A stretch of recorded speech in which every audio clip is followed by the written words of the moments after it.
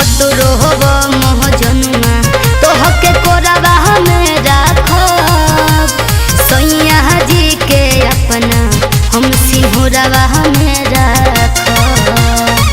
बुझला खुशल बे ना हो काट दिहले ते दिल के हमारा सब्जी के जैसे कोई दिहले ते बैन हमके पबजी के जैसे।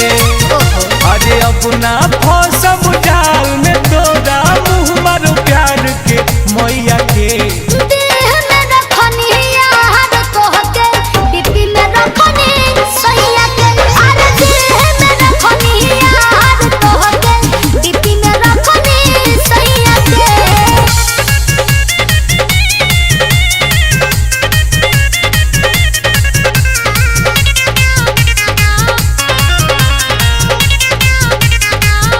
घर बदलल बा टुम टुम लेकिन पसंद नहीं खे बदलल तन बदलल बा सुन बाकी मन नहीं खे बदलल।